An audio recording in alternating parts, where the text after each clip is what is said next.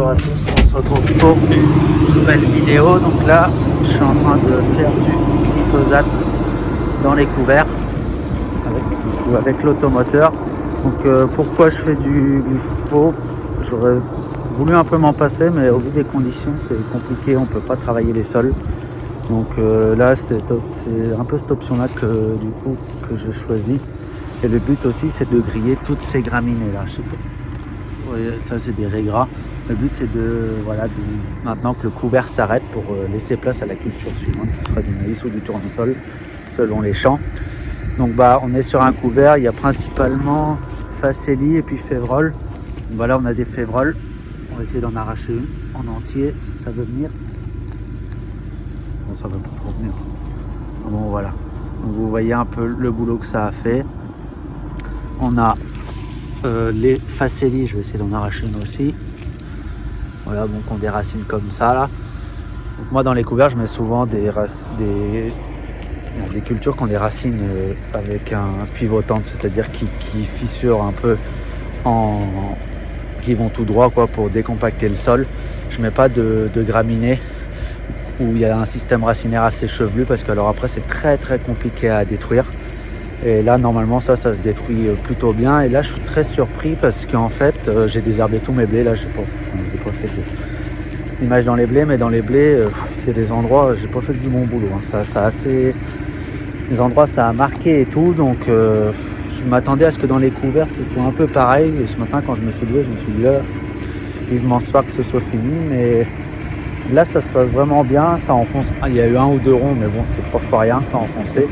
Mais ça porte vraiment bien avec le couvert, je suis très très surpris. Et ce que je fais avec l'automoteur, je pense que vous allez le voir, mais en fait les routes derrière ne passent pas dans les routes devant. Et si vous voyez bien, alors peut-être pas à la caméra, mais si on voit qu'elles sont un peu décalées, en fait, ce qui est bien, c'est que je ne peux pas mettre la même voie devant que derrière. Donc ce qui fait qu'en fait,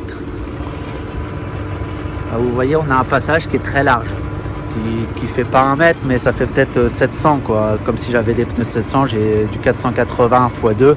Bon, ça recroise un tout petit peu, mais ouais, je pense ça fait à peu près 700 de large, donc ça évite que les roues passent les unes dans les autres. Ça, je pense que ça aide aussi.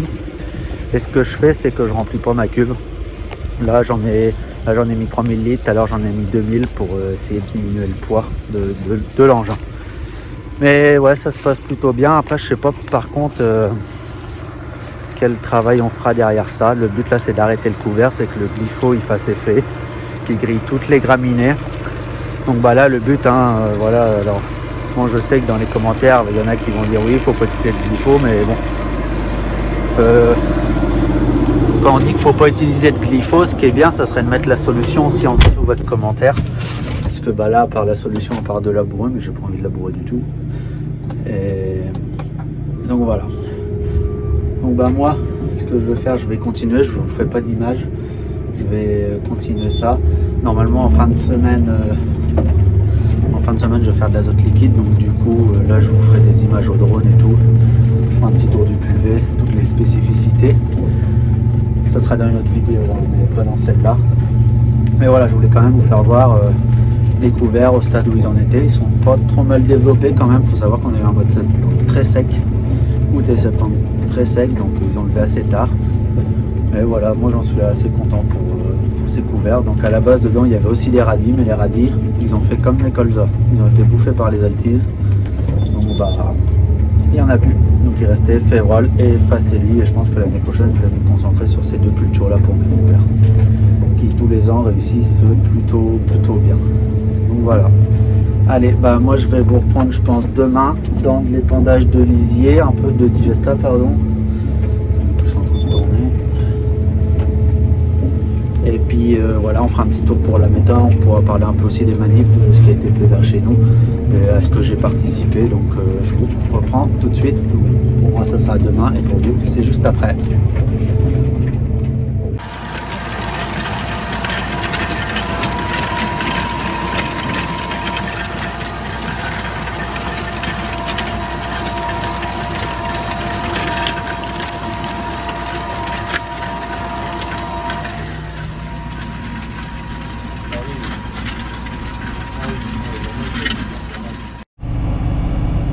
Allez, suite de la vidéo, comme vous venez de le voir sur la petite vidéo, hier soir j'ai buté les oignons, donc ça a été fait un petit peu à la dernière minute. C'était pas spécialement prévu que ce soit fait tout de suite, mais du coup j'ai fait ça avec un copain qui a l'habitude d'en faire des oignons. Et puis du coup moi j'avais pas de tracteur, parce que l'autre tracteur qui est à la bonne voie pour passer dans les rangs, il est parti, on l'a changé. Et l'autre est toujours pas rendu, donc du coup il est venu avec son tracteur. Je sais moi qu'il l'a fait, il était à côté de moi et tout, mais bon voilà, ça s'est bien passé. On roule à 7-8 km/h. Le plus dur c'est vraiment de bien s'aligner pour pas décaler les oignons, mais un coup qu'on est bien aligné, ça va plutôt assez bien. Ça collait pas trop, donc ça a bien fait du bon boulot, ça a bien marché, donc ça au moins c'est fait depuis le temps que ça devait être à faire. Comme là, vous voyez, bon, épandage de digesta liquide. On a commencé, ça fait la 4e journée qu'on y est. C'était pas moi qui épandais, c'était mon salarié, mon oncle. Et là, il est en train d'épandre, du coup, lui, il épand du solide. Bon, il fait le solide parce qu'il a plus l'habitude que moi de faire du solide, et puis moi le liquide, donc du coup, c'est pour ça que j'ai repris moi la tonne. Et lui il fait le solide, il a plus l'habitude de l'épandeur que moi. Moi je suis en train d'épandre dans du seigle. Dans du seigle semé dans des luzernes chez un voisin, parce que depuis l'année dernière on fait un peu en gros un partenariat avec notre voisin qui a une partie de leur exploitation en agriculture biologique, et du coup ils font pas mal de luzernes, et du coup ils sèment du seigle dans leurs luzernes. Nous on le fertilise avec le digesta, parce que nous notre digesta est autorisé en agriculture biologique. Et après en compensation on leur redonne du digesta liquide et puis solide pour mettre sur leur culture. Donc là c'est pour ça qu'avec l'autre l'épandeur à fumier, on est en train d'épandre du digesta solide sur leur blé, et après j'en épandrai aussi un petit peu en liquide. Voilà, donc eux ça leur permet de pouvoir fertiliser leur culture, sachant que depuis 1 ou 2 ans pour eux c'est un peu plus compliqué d'avoir des fientes et des composts, parce que il y a de moins en moins d'élevage de volailles. Avec la grippe aviaire qu'il y a eu, il y avait de moins en moins de poulets, donc voilà, c'était un peu plus compliqué. Donc on a trouvé ce compromis là, et puis nous ça nous évite aussi d'aller chercher de l'ensilage à 10 km de l'exploitation et que ça reste autour. Donc voilà, c'est un peu ce qu'on a mis en place depuis l'année dernière. Donc sur la un peu un bilan de l'année. Année plutôt bonne, nous pour la méta on n'a pas eu de grosses pannes. Enfin, on va aller voir, je vais vous faire voir, on a eu quelques petites pannes, mais relativement, enfin année plutôt bonne. Ou si j'en avais parlé en début d'année, on avait fait un début d'acidose, donc on avait réussi à rattraper à temps. On avait eu un peu de perte de production sur 2 mois, mais bon voilà, ça a été quand même, c'était grand temps qu'on s'en aperçoive. Après en termes de production tout au long de l'année ça s'est bien passé. Là on a le tas d'ensilage, mais par contre le tas d'ensilage il avance dur. On va aller au bout, mais ça sera grand temps qu'on arrive au mois de mai pour refaire des ensilages. On a été un peu court en ensilage l'année dernière, et ce qui s'est passé c'est qu'on n'a pas eu la totalité aussi des issues de céréales que la COP devait nous livrer, donc on a tapé un peu plus dans l'ensilage. Mais voilà, normalement ça devrait se rééquilibrer, on devrait avoir plus d'issues. On a semé un petit peu plus de seigle, et puis maintenant. Alors la méta en termes de casse, donc là le moteur tourne. On a cassé là cette partie là. Donc cette partie là c'est un, je me recule pour pas qu'il y ait trop de bruit, c'est un réducteur. C'est-à-dire que dedans on a des grands paddles, des grands agitateurs. Et donc il y a le moteur, il y a un réducteur avec plein de pignons à l'intérieur. Et en fait, il a cassé. On en a 2, et les 2 ont cassé cette année, à 2 mois d'intervalle. Mais on n'a pas perdu de temps, parce qu'en fait, on les avait déjà en stock de pièces. On savait que c'était des choses qui pouvaient arriver, on nous l'avait dit. Donc on les avait, donc c'est arrivé, pof, on a enlevé le moteur, enlevé le réducteur, remis le moteur. Et puis ça s'est très bien passé, donc d'où l'importance d'essayer d'avoir des pièces d'avance. Et puis ça c'est arrivé, puis 2 mois après, l'autre de l'autre côté, il a aussi il a cassé. Et on en avait aussi un d'avance, donc ça n'a pas perdu de temps, parce que faut quand même bien que ça brasse en permanence dans la cuve, donc faut pas rester. Là, la Meta peut pas rester plus de 2 heures sans brassage. C'est pour ça qu'on a des groupes électrogènes en cas de coupure d'électricité pour que ça continue quand même à brasser à l'intérieur, sinon on peut avoir une prise en masse à l'intérieur. En termes de moteur, cette année on a tourné équivalent de l'année dernière, plus de 8700 heures, 8600 pardon. Celui l'année doit y avoir un peu plus de 8700 heures, mais on a très bien tourné, le moteur a très bien tourné. Et enfin je peux pas vous le faire voir si je veux faire voir le moteur, mais en début d'année, je sais plus, ça doit être le 3 ou 4 janvier. Je fais juste voir comme ça, je parle à la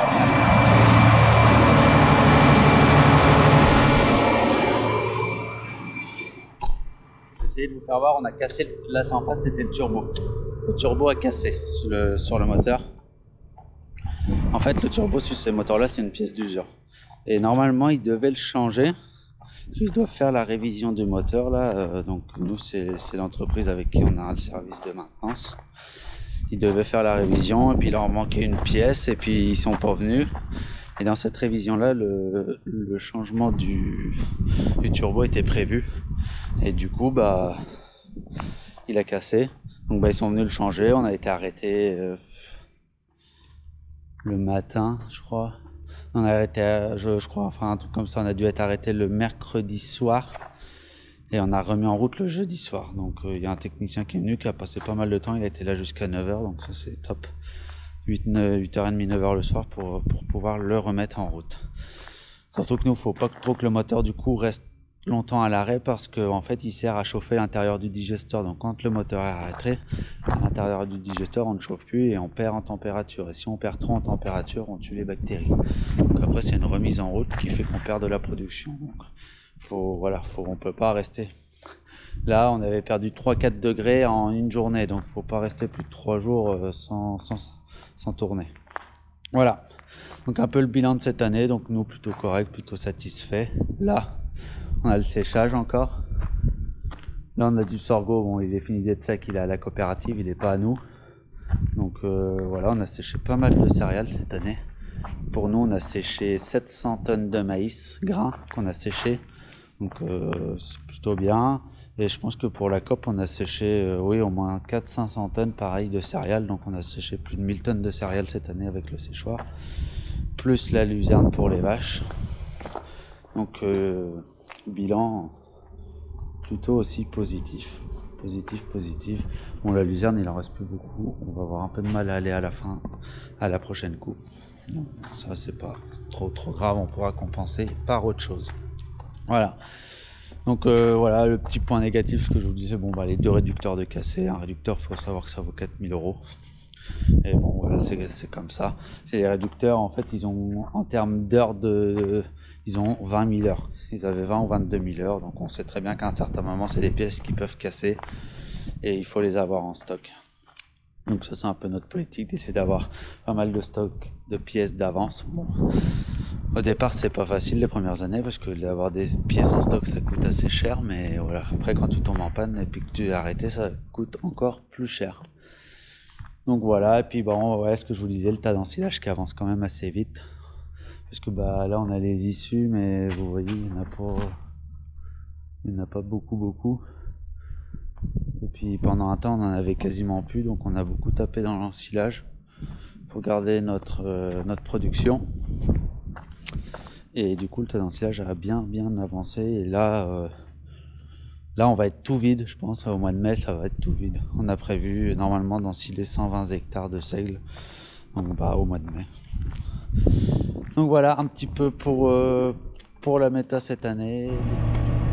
Alors pour revenir un peu sur l'actu qu'il y a eu durant ces dernières semaines sur les manifestations, je vais juste parler pour ma part de ce que j'ai fait. Donc déjà la première semaine, chez nous ça a commencé, ça va être le 22 ou 23 janvier. Donc du coup moi cette semaine-là j'étais en vacances. Donc j'étais parti au ski avec des amis et puis ma fille, donc j'y ai pas participé. Bon, j'ai suivi tout ce qui se passait parce que mon père y a participé aux différentes actions. Il y avait des actions à la préfecture, à la DDT, Donc voilà, j'ai suivi ça un peu de loin et après ce qu'il y a eu, un point de blocage. On a bloqué la Nationale 10 qui fait Poitiers en gros, qui relie Poitiers à Bordeaux. Donc on l'avait bloqué à Poitiers, elle était bloquée à Poitiers.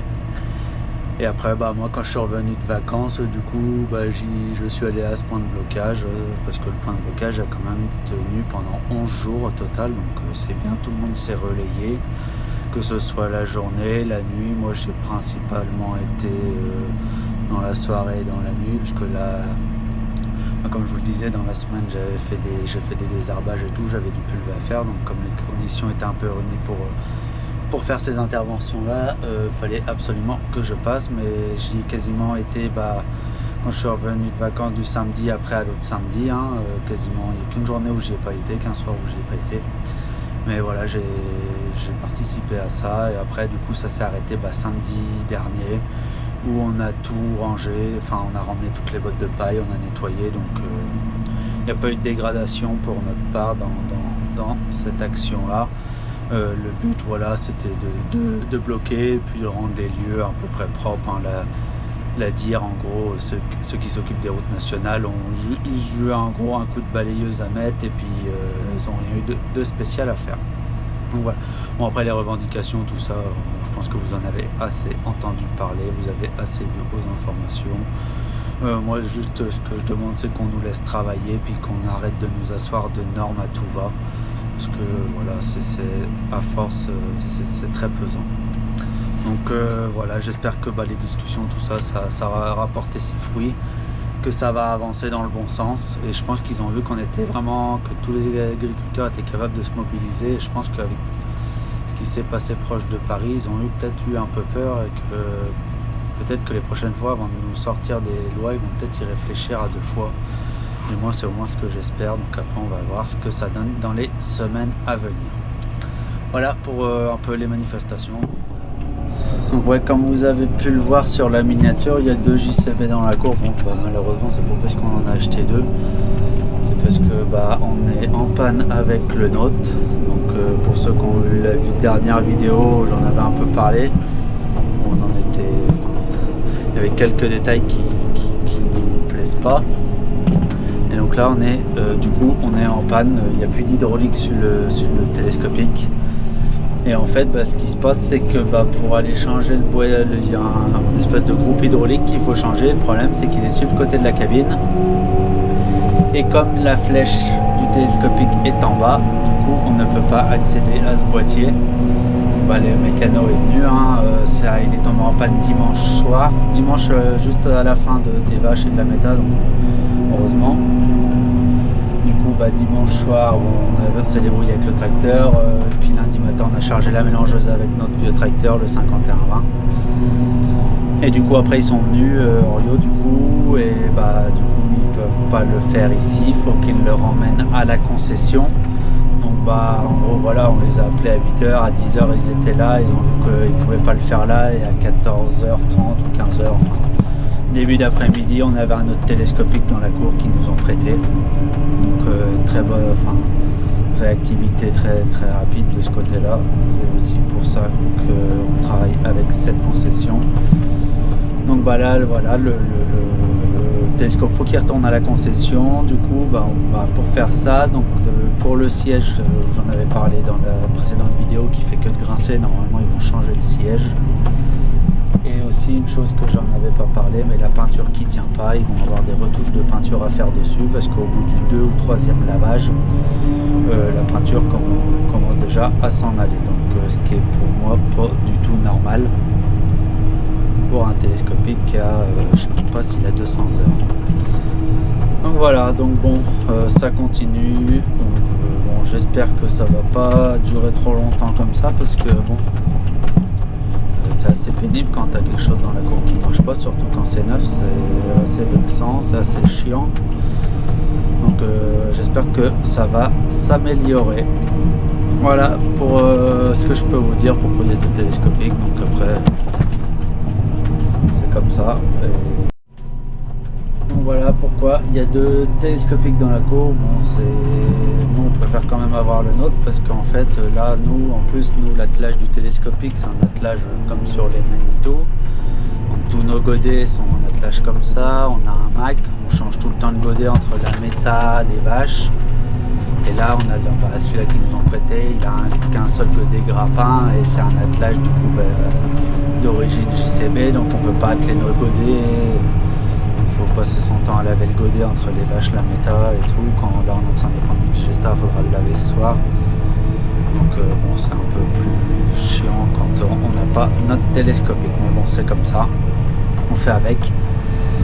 Et voilà, donc bon, allez, moi je vous dis à une prochaine pour une nouvelle vidéo. Bon, j'ai pas fait trop d'images au drone, je suis pas dans des grandes parcelles, donc c'est pas facile. Et puis, bon, vous en avez déjà vu en plus avec la tonalisée, vous en avez déjà vu, donc vous pouvez regarder dans les précédentes vidéos si vous voulez. Du coup, moi je vous souhaite à tous de passer une bonne semaine et dans la prochaine vidéo, on mettra sûrement de l'azote liquide.